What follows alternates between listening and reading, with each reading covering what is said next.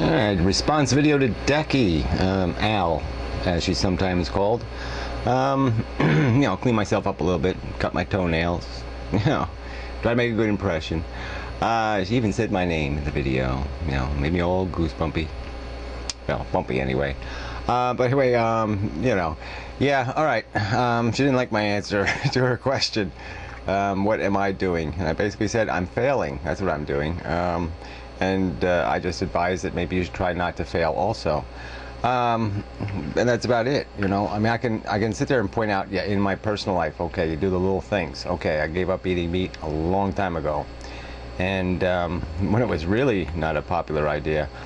And you try to find a place for yourself. I ran into all kinds of problems with reality in my real world, and so I fell way short of my potential. I mean, if I had my life to do over again, I'd probably, if I wasn't going to go insane, I probably would have figured the way to go is to be a lawyer and, sue the hell out of everybody on this planet until they, shape up and fly right, kind of thing.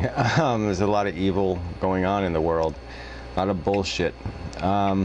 There's a lot that needs changing, and that's the whole point here, is this, how do we change this system? There's 6.5 billion people, and I guess I'd just say that I have nothing against what you're doing for yourself. I mean, if you have to do what you have to do to find a life, but there's no answer in holistic agriculture for the real world. I mean, for the 6.5 billion people, that's not going to be the answer. It just isn't going to happen that way. We have to find other solutions for the real world, and that real world will destroy any world you might find contentment in. And I'm a little skeptical of even that. Like I said, going, in nature's no picnic. Planting potatoes and swatting bugs and sleeping on floors gets tired after a while. And who knows what's, it's hard for me to imagine is idyllic. But anyway,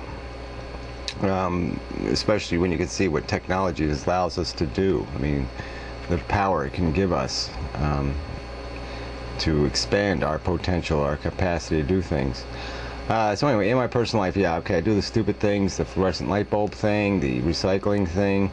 My work, I basically, do productive work. I mean, I scrub floors or I fix things. I fix a lot of things. And so I avoid people having to buy new replacement things and that kind of stuff. So it's satisfying in that sense.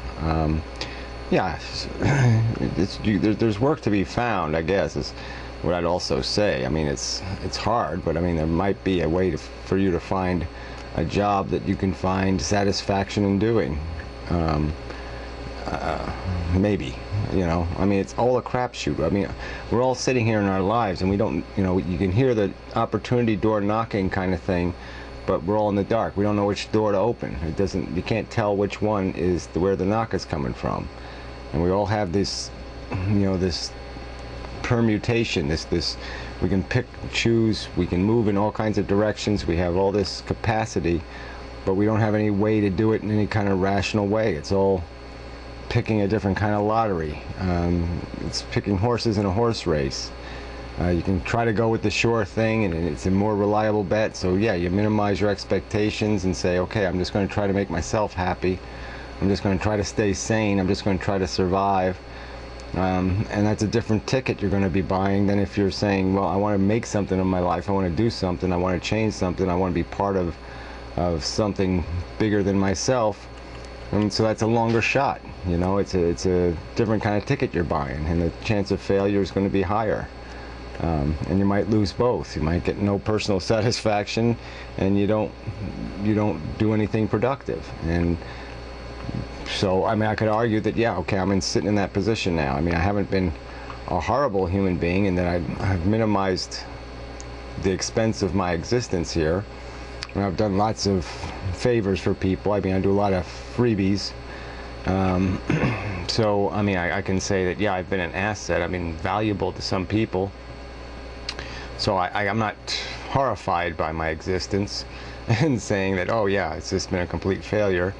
But yeah, it's way short of what I expect from myself, or what I want from myself, or what I want from this existence. But I know that change isn't going to be easy. It's whatever the combination is, or whatever this is. It's tricky to find it. What's the right approach? And so I get lots of people telling me, "You're doing this wrong. You're doing that wrong. You got the wrong attitude. You got all this." Well, whatever, you know. I listen to it, but I can't say they're right. I can't say I'm right. I just sort of go where I end up going, and I see the effort as constructive. At any rate, at least I'm making an effort. And maybe making YouTube videos is shit. Maybe it's not worth the trouble. Maybe it's another dead end. But it's a hell of a lot better than the 10 years I spent dead ending, where I was sending out flyers and brochures and the rest of it, trying to get people to wake up to reality. So at least there's some chance here. But there's not much else that can take place. I mean, there's only, like I said, you got to live for yourself. I mean, you can make a mix of it. You can live for both: yourself, your survival, your sanity, and get enough out of life to find that rewarding enough. And then you can invest some time in trying to motivate people. But it really is a people thing. I mean, we can all, it doesn't matter if 10% of the population even did all the right things tomorrow. It's not enough. 20%, it's probably not enough. It's probably not enough if it's 50% that do the right thing.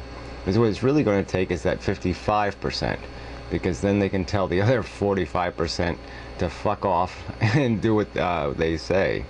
And that's really what it's about. It's a political battle. There's some people you're just not going to change.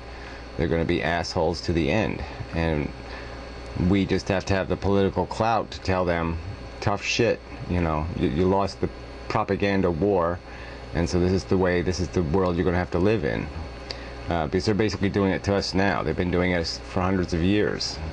And it's all just a matter of people waking up to the fact that, we don't have to be slaves to this minority of the owners, the ones that own the production, that own the world, that own the rule book. We really don't have to be slaves to them. We have the power to say, fuck off, we can do it better. And until we do that, we're doomed, we're fucked. And so I don't know if I can motivate or be any constructive part to that change. But I'll throw the dice. Maybe I'm throwing them backwards. Maybe I'm throwing them sideways. Maybe I'm a real asshole. But no one knows for sure, really. You just don't know how it works. It's what. But anyway, so enough on that. And the other part of the only reason why I was at all critical about what you're doing is because you have all this potential, from my perspective. Obviously you're beautiful, so blah blah blah, so yeah, I'm going to have a prejudice right there, because you're just too valuable to have sitting in a potato field somewhere. But I mean, even as a practical matter, you can motivate and move people. You have the capacity to influence them, and that's not even talking about maybe even your own inspiration, your own intelligence, and expanding that, and maximizing your potential to do something. I mean, I'm just saying I just don't see any potential in planting potatoes. That's not going to change the world. It really isn't. We've got to change the world by changing the people in it. And I don't have a great deal of skill at that. And so I think the people that do probably should hang around and try to do that. But yes, it's a practical thing, though. I mean, if you can't find a way to stomach living in the society that we have, then get the hell out. Do what you have to do to survive. You got to take care of yourself first. And I wish I could do something about it. I mean, like I said, I just don't want to see you wasted. And that's my only fear, is that you're just going to kind of be wasted. And but I'm not being critical. Just voicing an opinion. And like I said, just as other people have the right to voice an opinion about me and how much I'm wasting or throwing away or being stupid, I just, we all got to do that my way thing. We all have to live our lives our own way. I guess another thing I'd point out is that, the solution has to be for the future. We have to think in those terms. You know, there's an old line from a Ben-Hur movie when the guy's got all run over by the chariots and shit, and he's all busted up, and he's full of hate and anger still, and he like says something like, you know, the game isn't over. I mean, even though he's dead, because he has something to, you know, smash this guy's future with. And that's, the future really is everything. That's where the value is. And if we just perpetuate the madness, if we don't do something to fix it, we're doomed. I mean, if we die, we're not really out of the game, because consciousness is still in the game. Something valuable is still going to be in the game. And so it really can't be just about what we get out of our lives, or whether we survive or not. It's got to be about more than that. But I don't have an answer. I don't have the due answer. I just have the be ready. You know, if it's time to catch the ball, you got to be ready to catch the ball. So you got to be in position to do that. And I'm just not sure you're going to be ready sitting in a potato field. That's all. It's not, you know, no big critique. And maybe I'm not going to be ready sitting here making YouTube videos. I don't know. But, you know, we do the best we can.